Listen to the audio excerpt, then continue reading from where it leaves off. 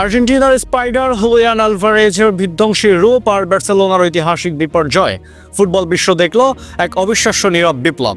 Copa del রে সেমিফাইনালের প্রথম লেগ বার্সেলোনা বনাম আতলেতিকো মাদ্রিদ, কিন্তু মাঠে লড়াইটা সমানে সমান হওয়ার বদলে হয়ে গেল একতরফা এবং ধ্বংসযজ্ঞ।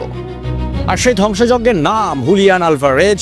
আর্জেন্টিনার এই বিশ্বকাপ জয়ী তারকার দাপটে বার্সেলোনার রক্ষণ ভাগ তাসের ঘরের মতো ভেঙে পড়ল। প্রথমার্ধে বার্সার জালে 4 বার বল জড়ালো ডিয়েগো সিমিওনের শিষ্যরা। ফলাফল বার্সেলোনার ঐতিহাসিক অন্যতম বড় এক লজ্জা। কাল রাতটা ছিল শুধুই আলভারেজের। তার পায়ের জাদুতে বার্সার ডিফেন্ডারের যেন দিশেহারা হয়ে পড়েছিল। একের পর এক আক্রমণ আর নিখুঁত ফিনিশিংয়ের তিনি বুঝিয়ে দিলেন কেন তাকে স্পাইডার বলা হয়। প্রথমার্ধে বার্সেলোনাকে 4-0 গোলে পিছিয়ে দিয়ে তিনি যে বড় ঝড় তুললেন তা সামলানোর শান্ত ছিল না কারো। দ্বিতীয় অর্ধে বার্সা আর গোল না খেলেও এই 4 গোলই কাতালানদের কপালে এঁকে দিয়েছে কলঙ্কের তিল। বার্সেলোনা সমর্থকরা কি কোনো দিন ভাবতে পেরেছিলেন এমন দৃশ্য দেখবেন তারা?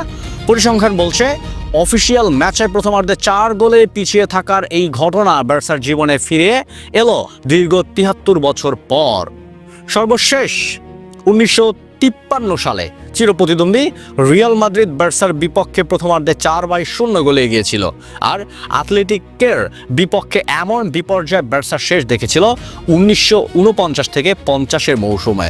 ইতিহাসের ধুলোমাখা পাতায় লুকিয়ে থাকা সেই লজ্জা আজ আবারও জীবন্ত হয়ে উঠল হুলিয়ান আলভারেজের হাত ধরে।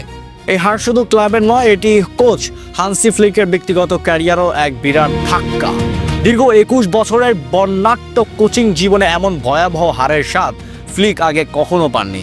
জার্মান ফুটবলের চতুর্থ স্তরের কোচিং বাদ দিলে পেশাদার ফুটবলে কখনোই 4 বা তার বেশি গোলের ব্যবধানে হারেননি এই মাস্টারমাইন্ড। মাদ্রিদের এই রাত ফ্লিকের কোচিং ক্যারিয়ারের এক বিশাল কালো অধ্যায় হয়ে থাকবে। আতলেতিকো মাদ্রিদের জন্য এটি ছিল উৎসবের রাত। বার্সার বিপক্ষে এটি তাদের যৌথভাবে দ্বিতীয় সর্বোচ্চ বড় জয় ছিল। এর আগে 1941 সালে তারা জিতেছিল 6-0 গোলে। আর কাল রাতে 4-0 জয়ের মাধ্যমে তারা প্রমাণ করলো মাদ্রিদের তারাই এখন আসল শক্তি। এই ম্যাচের শুরুতে আত্মঘাতী গোল করা এরিক গার্সিয়া 85 মিনিটে লাল কার্ড দেখে মাঠ ছাড়েন। কোপা দেল রের 123 বছরের ইতিহাসে বার্সার প্রথম কোনো ফুটবলার এমন আত্মঘাতী গোলের পর লাল কার্ড ঘটনার সাক্ষী হলেন। সব মিলিয়ে গতকাল রাতটা হয়তো খুব দ্রুতই ভুলে যেতে চাইবে বার্সা। আতলেতিকোর কাছে ভরাডুবির পর বার্সা কোচ ফ্লিক বলছেন, প্রথমার্ধে আমরা দল হিসেবে ভালো খেলতে পারিনি, আসলে দল হিসেবেই খেলিনি। খেলোয়াড়দের মধ্যে দূরত্ব অনেক বেশি ছিল এবং আমরা যেভাবে তাদের উপর প্রেসিং করতে চেয়েছিলাম তা পারিনি। প্রথম 45 মিনিটে আমরা বড় একটা শিক্ষা পেয়েছি। কখনো কখনো সঠিক সময়ে এমন শিক্ষা পাওয়াটা ভালো হয়। হয়তো আজই সেই সঠিক সময়। এখন প্রশ্ন হচ্ছে, বার্সা কি ফিরতে পারবে? আগামী 3 মার্চ ফিরতি লেগ।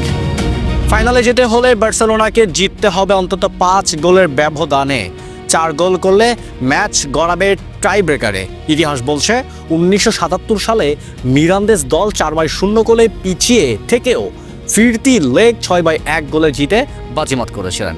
কিন্তু প্রতিপক্ষ যেখানে হুলিয়ান আলভারেজের আতলেতিকো, সেখানে আর অলৌকিক কিছু ঘটবে নাকি এই হারের ক্ষত নিয়ে বিদায় নিতে হবে কোপা দেল রে থেকে?